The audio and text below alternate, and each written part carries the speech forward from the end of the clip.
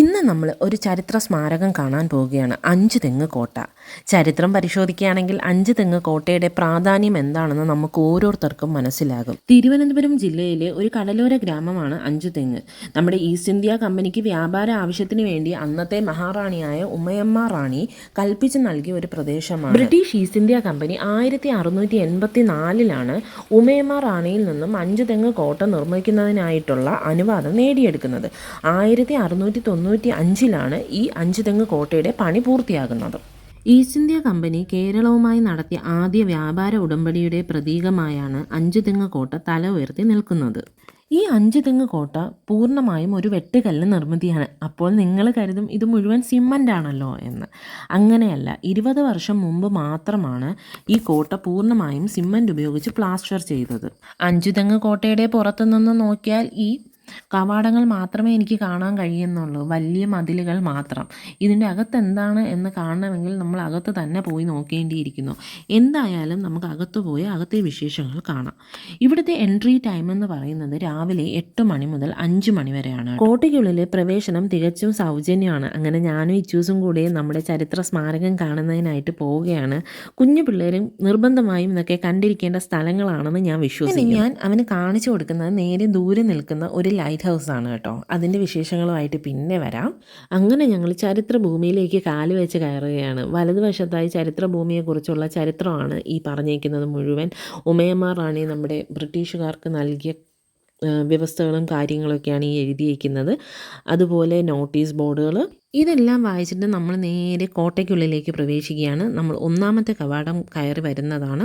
അവിടെയാണ് നോട്ടീസ് ബോർഡുകളും കാര്യങ്ങളും. ഇത് രണ്ടാമത്തെ കവാടം. രണ്ടാമത്തെ കവാടം അകത്ത് കയറുമ്പോൾ നമ്മൾ കാണുന്നത് ഒരു വലിയ മൈതാനം.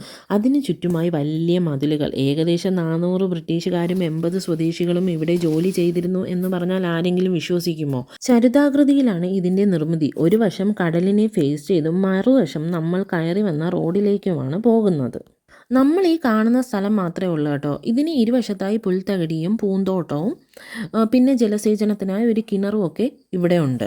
അങ്ങനെ ഞങ്ങൾ അവിടെ നിന്നപ്പോൾ മറ്റൊരു ഗേറ്റ് കണ്ടു. ആ ഗേറ്റിലൂടെ നമ്മൾ മുന്നോട്ട് നടന്നപ്പോൾ നടവഴി മാത്രമേ ഉള്ളൂ. അതിൻ്റെ ഇരുവശങ്ങളിലും നല്ല കാടാണ്, പുല്ലുകൾ കയറി കിടക്കുകയാണ്. ഇപ്പോൾ മഴ സമയമല്ല, അതായിരിക്കാം കാര്യം. ഇച്ചൂസ് വന്നാലും പോയി അവിടെയൊക്കെ ഇരിക്കാനുള്ളിടത്തൊക്കെ പോയിരുന്നു. പിന്നെ ഇതുപോലെ കുറേ തൂണുകളുണ്ട് കേട്ടോ. ഈ തൂണുകൾക്ക് ഒരുപാട് കഥകളുണ്ട് പറയാൻ. ആ കഥകളൊക്കെ ഞാൻ പിന്നെ പറയാം. അങ്ങനെ ഞങ്ങൾ തിരിച്ച് നടക്കുവാണ്. കാരണം അത്രേ കാണാനുള്ളൂ, ഒരുപാടൊന്നും അവിടെ കാണാനില്ല. അങ്ങനെ നമ്മൾ അതത്രയും നോക്കി കണ്ടിട്ട് നമ്മൾ തിരിച്ച് നടക്കുവാണ്. തിരിച്ച് നടന്നപ്പോഴാണ് ഇച്ചൂസ്, നേരത്തെ ഞാൻ പറഞ്ഞില്ലേ ഒരു ലൈറ്റ് ഹൗസ് നമ്മൾ അകത്തോട്ട് കയറി വന്നപ്പോൾ കണ്ട ആ ലൈറ്റ് ഹൗസ് ഇച്ചൂസ് പിന്നെയും ചൂണ്ടിക്കാണിച്ചു കൊടുക്കുകയാണ് അതെന്താണ് എന്ന് ചോദിച്ചുകൊണ്ട്. അപ്പോൾ അതിനെക്കുറിച്ചാണ് പറയുന്നത്. ഈ കോട്ട നിരവധി തവണ ആക്രമണത്തിന് ഇരയായിട്ടുണ്ട്. ഇംഗ്ലീഷുകാരുടെ വാണിജ്യ തന്ത്രങ്ങൾക്കെതിരെ നാട്ടുകാർക്കിടയിൽ വലിയ എതിർപ്പുണ്ടായിരുന്നു. കേരളത്തിൽ ബ്രിട്ടീഷുകാർക്കെതിരായ സംഘടിത പ്രക്ഷോഭങ്ങൾക്ക് തുടക്കം കുറിച്ച പ്രദേശവും അഞ്ച് തെങ്ങാണ്. പിൽക്കാലത്ത് അഞ്ച് തെങ്ങ് കോട്ട ബ്രിട്ടീഷുകാരുടെ സൈനിക താവളമാവുകയും ഭരണകേന്ദ്രമാവുകയും ആയി. 1721 ആറ്റിങ്ങൽ കലാപത്തിന് കോട്ട സാക്ഷ്യം വഹിക്കുകയും ചെയ്തു. നമ്മൾ കയറി വരുന്ന ഭാഗത്തായി തന്നെ മുകൾ വശത്തായി കയറാനുള്ള പടിക്കെട്ടുകൾ നൽകിയിട്ടുണ്ട്. അത് വലതുവശത്തും പടിക്കെട്ടുകളുണ്ട്, ഇടതുവശത്തും പടിക്കെട്ടുകളുണ്ട്. നമ്മൾ പടിക്കെട്ടുകൾ കയറി മുകളിലെത്തുമ്പോൾ ധാരാളം വിടവുകൾ കാണാം. അതിലെ ഇടതുവശത്തിലെ ഈ വിടവുകളിലൂടെ നോക്കിയാൽ നമുക്കവിടെ ഒരു ശവക്കല്ലറ കാണാം. ആ കല്ലറ മറ്റാരുടെയും അല്ല, ഈ കോട്ടയിലെ കമാൻഡർ ആയിരുന്ന ജോൺ ബാബണിൻ്റെ ഭാര്യയുടെയാണ്. എന്നെ അത്ഭുതപ്പെടുത്തിയത് ബ്രിട്ടീഷുകാരുടെ ആർക്കിടെക്റ്റാണ്. ഈ കോട്ടയുടെ എവിടെ നിന്ന് നോക്കിയാലും നമുക്ക് അഞ്ച് തെങ്ങ് നഗരം നന്നായി വീക്ഷിക്കാൻ പറ്റും. ബാക്ക് വശത്താണ് നമുക്ക് നിന്ന് നോക്കുകയാണെങ്കിൽ ആ കടൽ ഭാഗത്തുള്ള എല്ലാം നമുക്ക് വൃത്തിയായി കാണാം. ഇവിടെ നിന്നാണ് നോക്കുന്നതെങ്കിൽ നമുക്ക് ഈ നഗരം നന്നായി വീക്ഷിക്കാൻ പറ്റും. അപ്പോൾ അവരുടെ നിർബന്ധിയെ നമ്മൾ എന്തായാലും അപ്രീഷിയേറ്റ് ചെയ്തേ പറ്റുള്ളൂ.